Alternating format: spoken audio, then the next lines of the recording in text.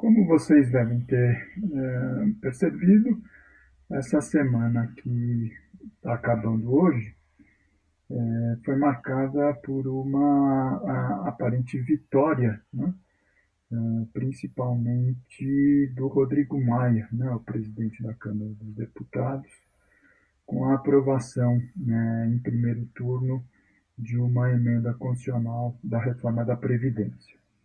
Bom, o primeiro ponto a gente remarcar é que a medida aprovada no primeiro turno na Câmara, e que vai ser objeto ainda de uma segunda votação no começo de agosto, ela é muito diferente daquela proposta inicial encaminhada pelo governo do capitão, há alguns meses atrás. Era aquele momento em que Paulo Guedes se achava, né, o superpoderoso, era o superministro, era o posto Ipiranga, e ele apresentou uma proposta extremamente maximalista, né, no sentido da destruição da Previdência Social como política pública. O fato concreto é que o exagero era tão grande que até os partidos da base aliada acabaram por reconhecer os exageros, né? E o que aconteceu então é que a comissão especial, cujo relator era um tucano, né, isso é importante a gente dizer, o deputado Samuel Moreira, eleito por São Paulo, foi convencido a apresentar um parecer na própria comissão especial sem uma série dos elementos maldosos apresentados pela equipe econômica no início. Então, caiu fora aquela intenção de promover a substituição do regime geral pelo sistema individual de capitalização, que seria uma loucura. Foi abandonada aquela ideia também impressionante, né, do criativismo destrutivo, de que o benefício de prestação continuada, que se dirige a idosos e pessoas com deficiência na linha da miséria, né, que hoje é de um salário mínimo, poderia ser pago no valor de R$ 400. Isso era uma loucura. Uma série de dificuldades apresentadas para os trabalhadores do campo, os rurais, poderem se aposentar, também foram retiradas. Certo? Aquela intenção de destruir o BNDES, né, vinculando uma parte das receitas, né, do banco para o regime geral também foi abandonado. Né? E o que aconteceu é que então ela ficou basicamente aquilo que a gente chama de uma reforma paramétrica, né? Quer dizer, mexendo então basicamente em aumento do tempo de contribuição e o aumento da idade mínima para se aposentar. O que acontece? Quer dizer, na própria votação do plenário foram atenuadas, né, algumas características para as mulheres, por exemplo, em que se reconheceu, né, a sua particularidade, foram atenuadas algumas medidas para os policiais, para os professores, né? Então, esse é o estágio atual, né, do processo ainda no interior da Câmara dos Deputados, mas, por mais prejudicial que seja essa reforma, e é importante, né, que os partidos de oposição e o movimento social se permaneçam mobilizados para evitar, né, o máximo que puder essa proposta ser aprovada dessa forma, né, quer dizer, ainda que estejamos numa estratégia de redução de danos, ainda vai ter também a votação no Senado, tá certo? Então, esse é o ponto atual. Agora, o que acontece? Quer dizer, nessa conjuntura, o próprio Rodrigo Maia e o próprio Palácio do Planalto, quer dizer, já começam a pensar na fase posterior à eventual aprovação da medida, no sentido, então, de já começar a antecipar elementos da pauta, por exemplo, de uma reforma tributária, de uma reforma administrativa, né, da independência do Banco Central, como estavam pensando anteriormente, e principalmente aquilo que já vai entrar na pauta a partir dessa semana que se inicia, que é um processo de desmonte, de destruição do ensino superior público.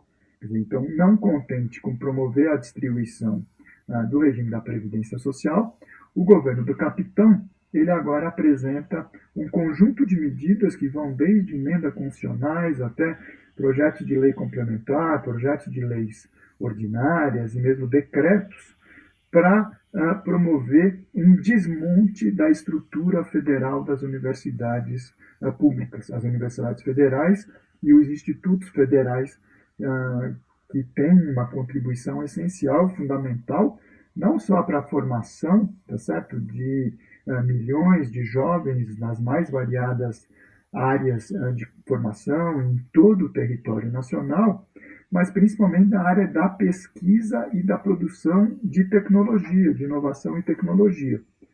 Então, a gente ainda vai esperar para ver os detalhes, mas aquilo que já foi antecipado, a ideia é mudar o estatuto jurídico das autarquias, das fundações, permitir que as universidades vão atrás do capital privado para o seu financiamento, quer dizer, articular diretamente com empresas, etc., que elas possam promover a cobrança de mensalidade dos seus estudantes e também que elas possibilitem a criação de carreiras paralelas dos docentes, dos professores e pesquisadores, que passam a ter então a possibilidade de serem contratados de forma temporária, de forma isolada do regime do serviço público, como é atualmente, e obviamente sem as garantias legais, trabalhistas e com salários muito mais baixos.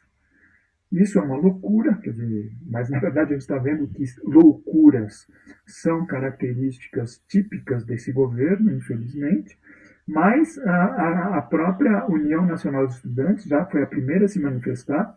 Esse fim de semana aconteceu o 57º, né, Congresso Nacional da UNE, e a plenária final já deliberou por um dia nacional de mobilização no dia 13 de agosto, para que a sociedade se sinta mais informada a respeito das maldades desse intento, né, do ministro da Educação e do Palácio do Planalto, do próprio capitão Bolsonaro, para evitar, né, que essa medida ela siga em frente, que ela possa ser implementada.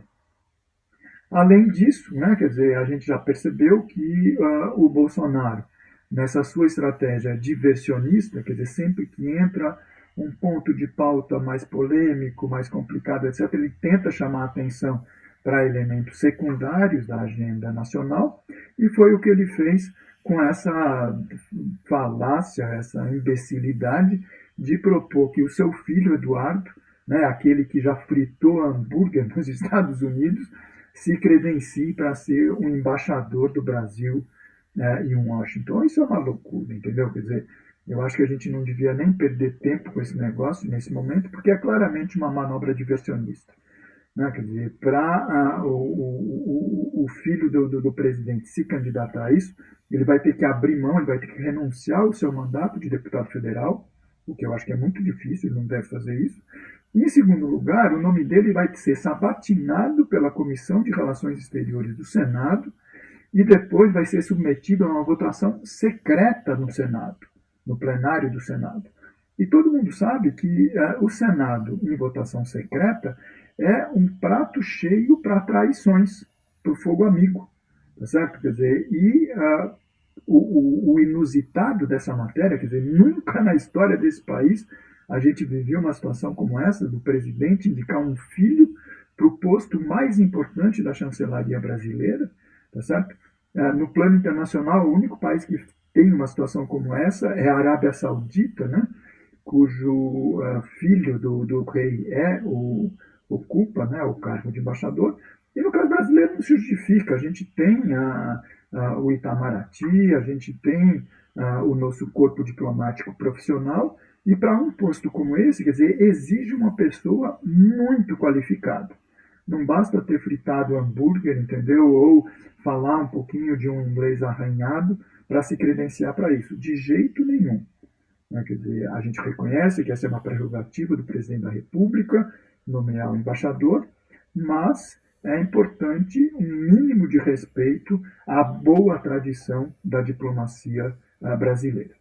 Mas, como eu disse, isso é um diversionismo. Quer dizer, eu acho que o foco central continua sendo, né, quer dizer, a retomada do debate da Previdência a partir de agosto na Câmara e, na sequência, no Senado, e principalmente a gente ficar de olho aberto para a pauta que vai vir na sequência da aprovação da reforma. Essa destruição da universidade, que é uma loucura, mas também as outras pautas de uma medida provisória de liberdade econômica, entre aspas, como se diz, ou essa ideia de promover a independência do Banco Central e uma reforma tributária que a gente sabe que não vai resolver as necessidades que o Estado brasileiro tem. Porque esse povo continua com aquela história da elevada carga tributária, que é mais uma falácia. Na verdade, o que a gente precisa é uma reforma tributária que deixe de penalizar as camadas de baixo da nossa sociedade, dado o caráter regressivo da nossa estrutura tributária, e passe a tributar, então, o andar de cima, né? Quer dizer, as grandes fortunas, o capital especulativo, as operações no sistema financeiro, as grandes finanças, as grandes heranças e assim por diante. Mas a gente sabe que desse Congresso e desse governo a gente não pode esperar uma medida dessa natureza.